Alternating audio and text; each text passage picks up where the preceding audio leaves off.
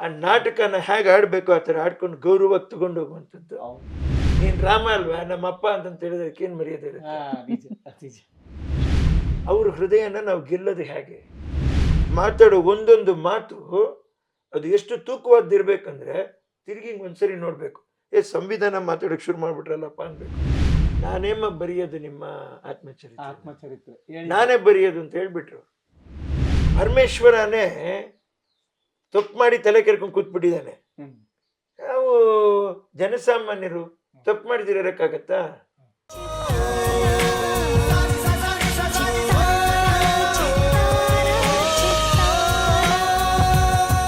ಸದನದಲ್ಲಿ ಕೂತ್ಕೊಂಡು ನಾವು ಮಾತಾಡುವಾಗ ಮಾತಾಡಿ ನೀವು see there is a time for argument, there is a time for an evidence, there is a time for dictation. Dictation ಮಾಡುವಾಗ ನೀನು ಆರ್ಗ್ಯುಮೆಂಟ್ ಮಾಡಬೇಡ. Don't do that, never do that. By doing that you will never become great. ದೊಡ್ಡತನ ಬರಲ್ಲ. ಒಂದು ಅಭಿವೃದ್ಧಿ ಮಾತಾಡುವಾಗ ಅದು ಅಡ್ಡಕ್ಕೆ ಮಾತಾಡಬೇಡ್ರಿ, ಒಳ್ಳೇದನ್ನೇ ಮಾಡ್ರಿ.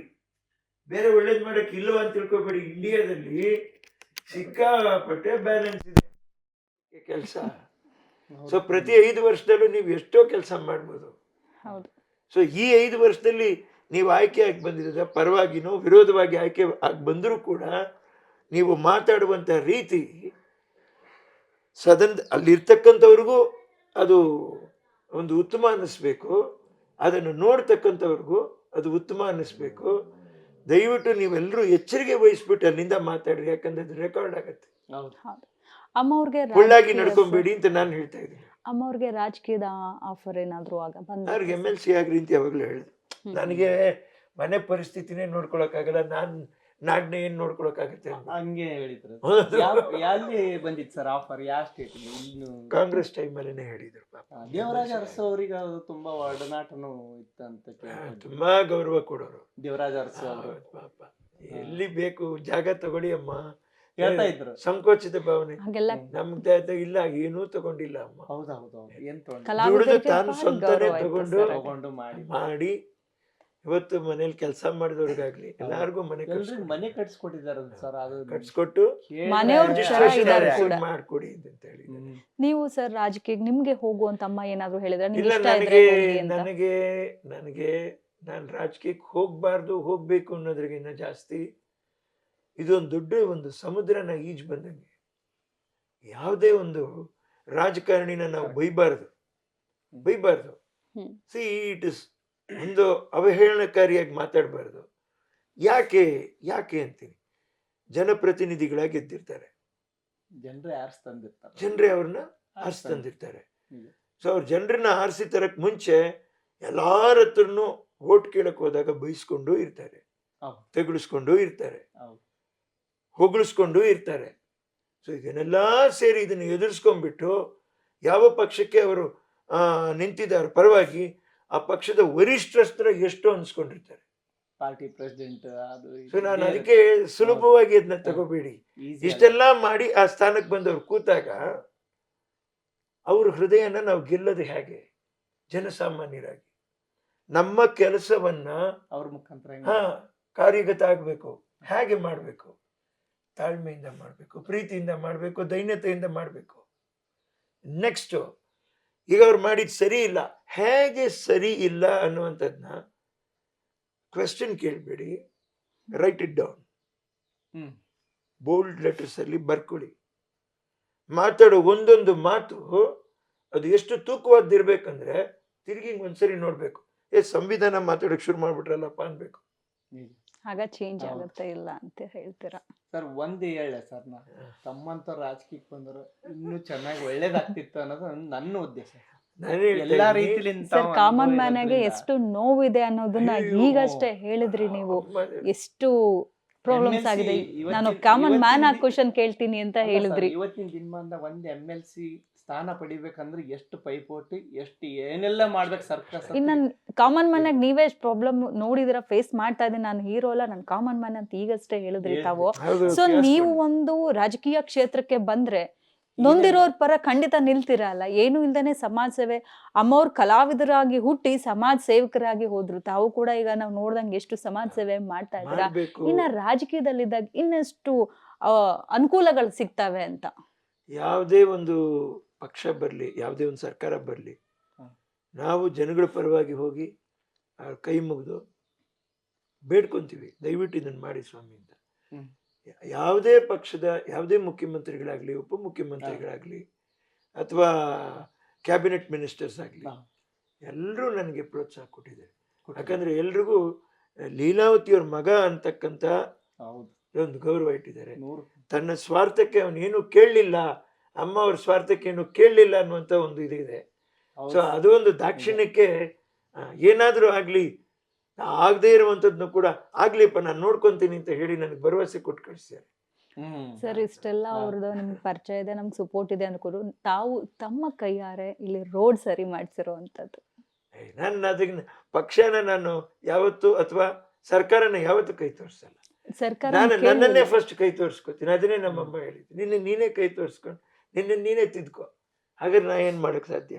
ಚಿಲ್ಲರೆ ಎಷ್ಟಿದೆ, ಇಷ್ಟು ಜಾಗಕ್ಕೆ ಏನಾಗುತ್ತೆ, ಎಷ್ಟು ಸ್ಕ್ವೇರ್ ಮೀಟ್ರು, ಏನ್ ಬೇಕಾಗತ್ತೆ, ಇದಕ್ಕೆ ಎಷ್ಟು ಖರ್ಚಾಗತ್ತೆ, ಅಲ್ಲ ನೀವು ಕೇಳಬಹುದಿತ್ತು, ಆ ಕ್ಷೇತ್ರಕ್ಕೆ ಸಂಬಂಧಪಟ್ಟವ್ರನ್ನ ಕೇಳಬಹುದಿತ್ತು. ಅದು ಯಾವ್ದಕ್ಕೂ ಹೋದೆ ತಮ್ಮ ದುಡ್ಡಲ್ಲೇ ತಾವು ಮಾಡಿರೋ ಅಂಥದ್ದು ರಸ್ತೆ ಅವರು ನಮ್ಮವರೇನೆ ಇರ್ಲಿ, ಯಾವತ್ತೋ ಒಂದ್ ದಿವಸ ಮಾಡ್ತಾರೆ. ಸ್ಟಾರ್ಟ್ ಮಾಡಿದ್ರು ಪಾಪ MLA ಅವರು ಸ್ಟಾರ್ಟ್ ಮಾಡಿ, ಅವ್ರಿಗೂ ಫಂಡ್ಸ್ ಬರ್ಬೇಕಲ್ಲ. ಈಗ ಸುಲಭವಾಗಿ ಹೇಳ್ಬಿಡ್ಬೋದು ಮಾಡಿ ಅದು ಅದೇನಾಗತ್ತೆ, ಆ ಫಂಡ್ಸ್ ಅಲ್ಲಿ ಬರ್ದಿರ ಅವ್ರು ಇಲ್ಲಿ ಕೊಡಕ್ಕಾಗಲ್ಲ. ಅದು ಪಾಪ ಅದಕ್ಕೋಸ್ಕರ ಹೋಗಿ ನಿಂತ್ಕೋಬೇಕು.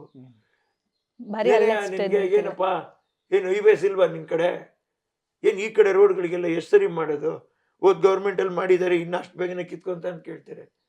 ಇದು ರಾಂಗ್ ಲ್ಯಾಂಗ್ವೇಜ್ ಬೀಂಗ್ ಯೂಸ್ಡ್. ಅವ್ರ ಬರ್ಡನ್ಸ್ ಏನಿರುತ್ತೆ ಅದು ಅವ್ರಿಗೆ ಗೊತ್ತು. ಬಟ್ ಈಗ ಕಾಮಗಾರಿ ಮೇಲೂ ಡಿಪೆಂಡ್ ಆಗತ್ತಲ್ಲ ಸರ್ ಕೆಲವೊಂದ್ಸಲ. ಕೆಲವು ಟೈಮು ಈಗ ಈ ದೊಡ್ಡಬಳ್ಳಾಪುರ ರೋಡ್ ನೋಡಿದಾಗ 4 ಟ್ರ್ಯಾಕ್ ರೋಡು ಎಲ್ಲೋ ಒಂದ್ ಕಡೆ ಕರೆಕ್ಟ್ ಆಗಿ ಮಾಡಿದ್ದಾರೆ, ಎಲ್ಲೋ ಒಂದ್ ಕಡೆ ಸ್ವಲ್ಪ ಇಂಬ್ಯಾಲೆನ್ಸ್ ಆಗುತ್ತೆ. ಅದು ಇಂಬ್ಯಾಲೆನ್ಸ್ ಆದಾಗ ಈ ಲಾರಿ ಟನ್ನೇಜ್ ಜಾಸ್ತಿ ಇರುತ್ತಲ್ಲ, ಈ ಮಳೆಗಾಲದ ಟೈಮ್ ನಲ್ಲಿ ಏನಾಗುತ್ತೆ, ಆ ಮೆಟ್ಲಿಂಗ್ ಮೂವ್ ಆಗೋಕೆ ಶುರು ಆಗುತ್ತೆ, ಅಂಡುಲೇಷನ್ಸ್ ಬರುತ್ತೆ. ಸ್ಲೋ ಆಗಿ ಜೋರ್ ಮಳೆ ಬಂದಾಗ ಗ್ಯಾಪ್ಸ್ ಇರುತ್ತೆ ನೋಡಿ, ಇದ್ರೊಳಗೆ ನೀರು ಹೋಗ್ತಾ ಕೊರಿತಾ ವಾಶ್ ಆಗುತ್ತೆ. ಸರ್, ರವಿ ಬೆಳಗೆರೆ ಅವರು ತಮ್ಮನ್ನ ಮೀಟ್ ಮಾಡಿದ್ರು, ಒಂದು ಪುಸ್ತಕ ಬರೀತಾರೆ ಸರ್. ಅದ್ರ ಹೆಂಗ್ ತಾವು ಅಂದ್ರೆ ಜನ ನೋಡಿದಾರಲ್ಲ? ಅಲ್ಲ ಸರ್, ಅಂದ್ರೆ ಅವ್ರು ಬಂದಿದ್ದು, ತಮ್ಮನ್ನ ಮೀಟ್ ಮಾಡಿದ್ದು, ಮಾತಾಡಿದ್ದು ಎಲ್ಲ ಹೇಳ್ಕೊಂಡು. ಹೌದು, ಹಾಸ್ಪಿಟಲ್ ಇದ್ದಾಗ ನನಗೆ ಹಾರ್ಟ್ ಅಟ್ಯಾಕ್ ಆದಾಗ, ಅಮ್ಮನಿಗೂ ಹಾರ್ಟ್ ಅಟ್ಯಾಕ್ ಆದಾಗ ಬಂದಿದ್ರು. ಹೌದು ಹೌದೌದು. ಅವಾಗ ನಾವೀಗ ಬಂದು ಬರಿತೀವಿ ಅಂತ ಹೇಳಿದಾಗ ಅಮ್ಮ ಏನಂದ್ರು ಸರ್? ಅವಾಗ ಈ ತೀರ್ಕೊಳ್ಳೋ ಪರಿಸ್ಥಿತಿಲಿ ಅವತ್ತು ಯಾವತ್ತೂ ಅವ್ರು ಹೇಳಿದ್ರು ಅಮ್ಮನಿಗೆ, ನಾನೇಮ್ಮ ಬರೆಯೋದು ನಿಮ್ಮ ಆತ್ಮಚರಿತ್ರೆ, ನಾನೇ ಬರೆಯೋದು ಅಂತ ಹೇಳ್ಬಿಟ್ರು. ನೀವೇನಾದ್ರೂ ಹೇಳ್ರಿ, ಏನಾದ್ರೂ ಮಾಡಿ ಬರ್ರಿ, ಬರ್ದಿರ ಇರ್ರಿ, ನಾನೇ ಮಾಡೋದು ಅಂತ ಹೇಳಿ ಅದನ್ನ ಅವ್ರು ಮಾಡಿದ್ರು. ನಾನು ಇನ್ನೊಂದು ಮಗ ಅಮ್ಮ, ನಿನ್ ಮಗ ನಾನು ಬಾರಮ್ಮ ಅಂದ್ಬಿಟ್ರು. ಅವರು ಬಸವರಾಜ್ ಲಂಕೇಶ್ ಅವರು ಯಾವಾಗ್ಲೂ ಯಾವತ್ತಕ್ಕೂ ಯಾರಿಗೂ ತೀರ್ಕೊಂಡು ಹೋದ ನಮ್ಮ ಗೌರಿ ಲಂಕೇಶ್ ಅವರು. ಹೌದೌದು, ಎಲ್ಲ ವಿಚಾರವಾದಿಗಳು ಅವರು ಪಾಪ. ಹೌದು, ಹಾಗಾಗಿ ಅವ್ರು ಯಾವತ್ತು ಯಾರನ್ನೂ ಅವ್ರು ಬಿಟ್ಕೊಟ್ಟವ್ರಲ್ಲ. ಈ 3 ಜನ ಇಲ್ಲ ಅಂದ್ರೆ ವಿರೋಧ ಪಕ್ಷನೇ ಇಲ್ಲ, ಬನ್ರಿ.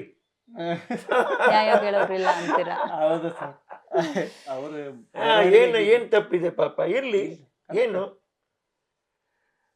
ಪರಮೇಶ್ವರನೇ ತಪ್ಪು ಮಾಡಿ ತಲೆ ಕೆರ್ಕೊಂಡು ಕೂತ್ಬಿಟ್ಟಿದ್ದಾನೆ. ನಾವು ಜನಸಾಮಾನ್ಯರು ತಪ್ಪು ಮಾಡಿದಿರಕ್ಕಾಗತ್ತಾ? ಎಲ್ಲ ನಾನು ಸರಿನೇ? ಹೇಗೆ? ಇದೊಂದು ಇನ್ಸಿಡೆಂಟ್ ಬಿಟ್ಬಿಡ್ರಿ, ಬೇರೆದ್ರೆಲ್ಲ ನಾವು ಸರಿನಾ? ಯಾರು ಸರಿ? ಅವ್ರ ಮುಖ ಬರೋ ತೆರೆಯವರೆಗೂ ಎಲ್ರು ಒಳ್ಳೆಯವ್ರೆ. ವರ್ಚಸ್ಸಿರೋರು ಶ್ರೀಮಂತರು ಮಾಡಿದ್ರೆ ಔಷಧಿಗೋಸ್ಕರ, ನೀವು ನಾವು ಮಾಡಿದ್ರೆ ಹೊಟ್ಟೆಪಾಡ್ಗ ಏನ್ರಿ? ಅದೇ ಒಂದು ಹೇಳ್ತೀನಿ ನೋಡ್ರಿ, ಯಾವಾಗ್ಲೂ ಅದು ಸರಿನೂ ನಾನು ಹೇಳ್ತೀನಿ.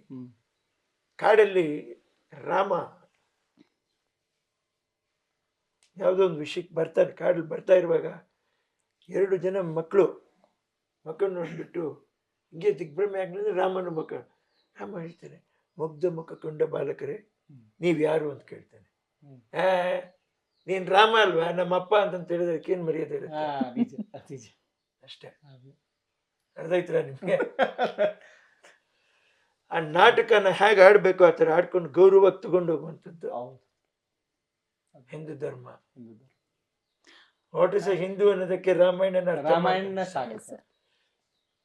ಕಾಡಿಗೆ ಹೋಗು ಅಂದಾಗ್ಲೂ ಅದೇ ನಗು, ಪಟ್ಟಾಭಿಷೇಕ ಮಾಡ್ಕೋ ಅದೇ ನಗು. ಪುನಃ ವಾಪಸ್ ಎಲ್ಲಾ ವನವಾಸಗಳ ಮುಗಿಸ್ಕೊಂಡ್ ಬಂದ್ರು ಕೂಡ ಸಮಾಜ ಇನ್ನೊಂದು ಮಾತಾಡುತ್ತೆ, ಸೀತೆನ ಕಾಡಿಗಟ್ಟಿದ್ರು, ಸೇರಕ್ಕೂ ಆಗಲ್ಲ ಬಾಳಕ್ಕೂ ಆಗಲ್ಲ. ಹಾಗೆ ಹೋದ್ಲು ಸೀತೆ ಮಣ್ಣಿಗೆ, ಹಾಗೆ ಹೋದ ರಾಮ ಮಣ್ಣಿಗೆ. ಅವ್ರಿಗಿಂತ ನಾವೇನಾದ್ರೂ ದೊಡ್ಡದಾಗಿ ಕಿತ್ ಗುಡ್ಡೆ ಹಾಕಕ್ಕಾಗತ್ತಾ? ಅವಾಗ ಏನು ಪತ್ರಕರ್ತರಿದ್ರ ಹೇಳ್ರಿ? ಇವತ್ತು ನಾವು ಭಾರಿ ಸರಿಯಾಗಿದ್ದೀವಿ, ಹೀಗಿದ್ದೀವಿ ಹಾಗಿದ್ದೀವಿ ಅಂತ ಹೇಳ್ತಿರಲ್ಲ. ನಾನು ಒಂದೇ ಒಂದು ಉದಾಹರಣೆ, ನನ್ನನ್ನು ಸೇರಿ ಹೇಳ್ತಾ ಇದ್ದೀನಿ. ಯಾಕಂದ್ರೆ ಕಾಲದ ಚಕ್ರದಲ್ಲಿ ಏನಾಗ್ತದೆ, ನಾವು ಈ ಆವಿಷ್ಕಾರಗಳು ಆಧುನೀಕರಣ ಆಗ್ತಾ ಆಗ್ತಾ ಆಗ್ತಾ ಆಗ್ತಾ ಭಾವನೆಗಳೆಲ್ಲ ಬದಲಾವಣೆ ಆಗ್ತದೆ. ಕರೆಕ್ಟಾ? ಏನಾಗುತ್ತೆ, ಒಳ್ಳೆ ವಿಷಯ ನಿಮ್ಗೆ ಹೇಳೋಣ ಅಂತ ಬಂದೆ ನಾನು. ಎಲ್ಲ ಬದಲಾವಣೆ ಆಗ್ಬಿಡುತ್ತೆ. ಹೇಗೆ ಬದಲಾವಣೆ ಆಗ್ಬಿಡುತ್ತೆ ಅಂದ್ರೆ, ತುಂಬಾ ಶಾರ್ಟ್ ಲಿವ್ಡ್ ಸ್ಟೈಲಲ್ಲಿ ಮಾತಾಡ್ಬಿಡ್ತೀವಿ. ಆಮೇಲೆ ಏನನ್ನ ನಾವು ಮಾತಾಡ್ತೀವೋ ಪರಿಹಾರನೇ ಇರಲ್ಲ ಕೆಲವೊಂದ್ಸಲ. ಆಮೇಲೆ ಪರ್ಯಾಯನೂ ಇರಲ್ಲ, ಅದಕ್ಕೆ ಪರ್ಯಾಯನೂ ಇರಲ್ಲ. ಯಾಕೆ ಹೀಗಾಯ್ತು, ಅಯ್ಯೋ ಹಿಂಗ ಆಗ್ಬಾರ್ದಾಗಿತ್ತು ಅಂತ ಹೇಳ್ತಾನೆ ಇರ್ತೀವಿ. ಲೈಫಲ್ಲಿ ಮನುಷ್ಯ ತುಂಬಾನೇ ಎಚ್ಚರಿಕೆ ವಹಿಸ್ಕೊಂಡು ಜೀವನ ನಾವು ಸರ್. ಜೀವನದಲ್ಲಿ ಅಮ್ಮವ್ರು ತುಂಬಾ ಸ್ಟ್ರಗಲ್ ಪಟ್ಟಿ ಈ ಸೊಸೈಟಿನ ಫೇಸ್ ಮಾಡಿದಾರೋ, ಅಥವಾ ನೀವು ತುಂಬಾ ಸ್ಟ್ರಗಲ್ ಪಟ್ಟಿ ಫೇಸ್ ಮಾಡಿರೋ ಅಂತ? ಅಮ್ಮ ತುಂಬಾ ಶ್ರಮ ಪಟ್ಟಿದೆ. ನಾನು ಒಂದೇ ಒಂದು ಮಾತು ಹೇಳ್ತಾ ಇದ್ದೀನಿ, ಏನ್ ಅಮ್ಮನ ಹತ್ರ ನಾವು ಕಲಿಬೇಕು? ಪಾತ್ರ ಮಾಡ್ತಾ ಇದ್ರು.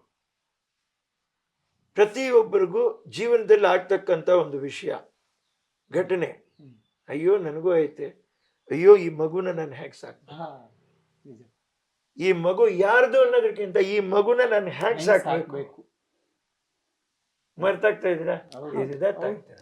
ಶೂಟಿಂಗ್ ಹೋದಾಗ ನಿಮ್ಮನ್ನ ಏನ್ ಮಾಡ್ತಾರೆ? ಬಿಟ್ಟು ಹೋಗೋರು, ಜನಗಳ ಜೊತೆಲಿ ಬಿಟ್ಟು ಹೋಗೋರು. ತುಂಬಾ ಹಿಂದೆ ಲಲಿತಮ್ಮ ಅಂತ ಒಬ್ರಿದ್ರು, ಲಕ್ಷ್ಮಿ ಅಂತ ಒಬ್ರಿದ್ರು, ಶಾಂತಮ್ಮ ಅಂತ ಇದ್ರು. ಹೆಚ್ಚು ಕಡಿಮೆ ಅವರೊಂದು 20 ವರ್ಷ 22 ವರ್ಷ ಕಂಟಿನ್ಯೂಸ್ ಆಗಿ ತಾಯಿಯವ್ರ ಜೊತೆಲಿ ನಮ್ಮ ಜೊತೆಲಿ ಇದ್ರು.